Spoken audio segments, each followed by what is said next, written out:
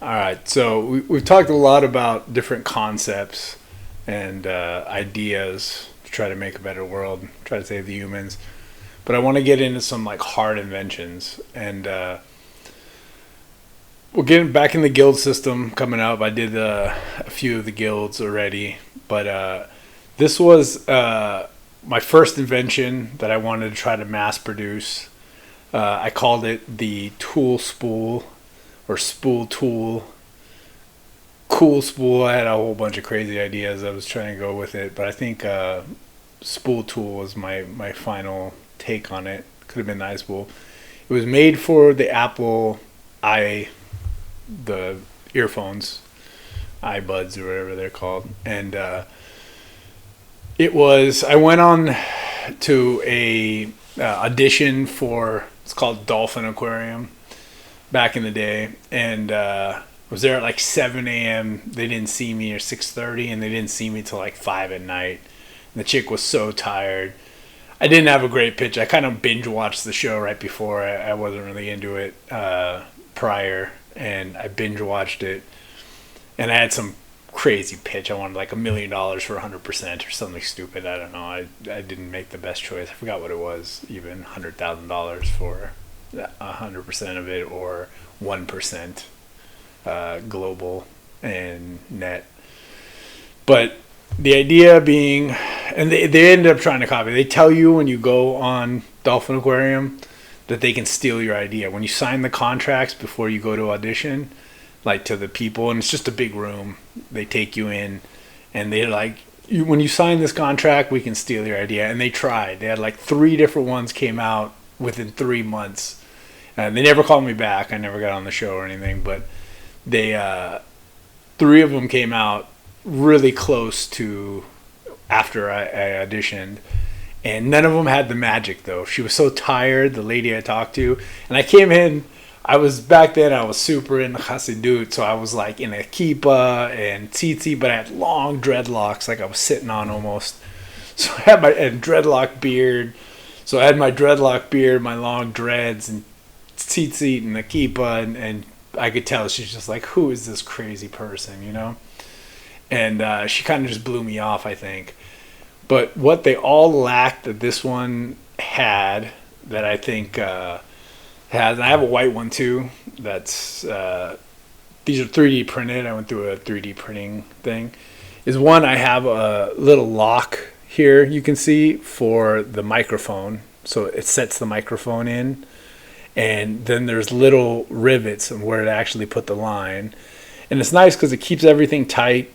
You can put it in a backpack. It doesn't smash up. It keeps the tangles out of it. Even the guys at the 3D printing place were super stoked. Like, my dad, this was years ago now, they were like, oh, my dad was just talking about the tangles. And now they have the earbuds or whatever they are. But I prefer still wired, just because I like to like ride my mountain bike and go hard, or like jog and do stuff, and I always feel like those things are going to fall out and you lose them and they're expensive, and the cord's still the best. I tuck it up under my shirt, and always keeps it nice, keeps it out of the way.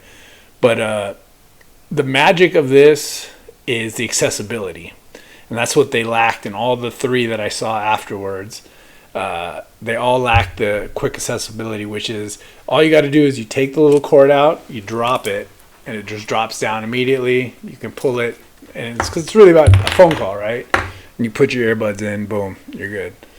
And so that's really fast accessibility, because when you're in the car, you want to be able to get your earbuds or get a phone call if you don't have Bluetooth real quick.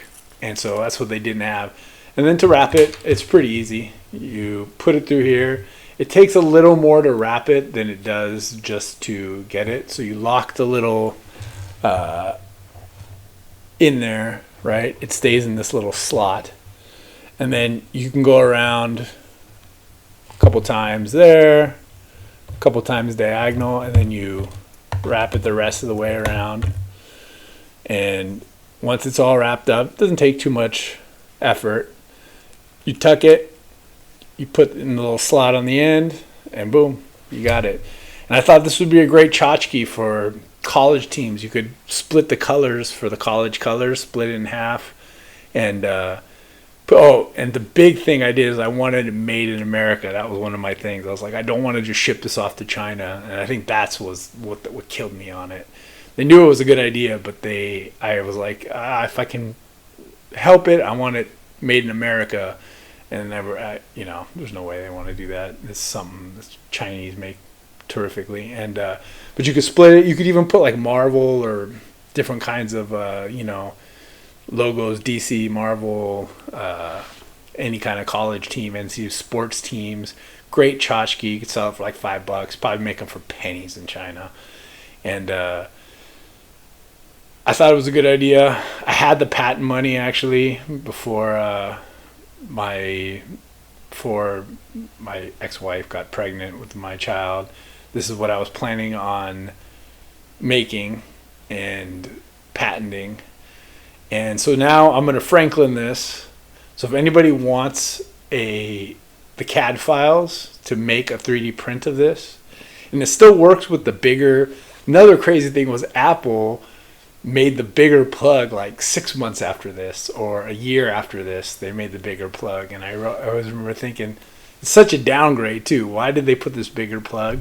It still fits in here, but this was initially designed for the like 1/8 inch in. There's grooves inside. You can't really see so well. Maybe on this one you can see that kind of keep the line from moving around too much. It could probably be bored out a little bit more for the big one. It still fits through it, but not as smoothly as this one does.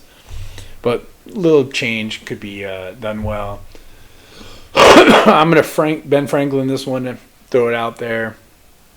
If anyone wants to throw a donation, they can. But if you want the CAD files, you can hit me up at howtosavethehumans, one word, at yahoo.com.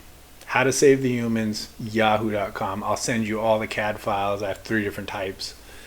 And I can send you the blueprints for it or whatever too. And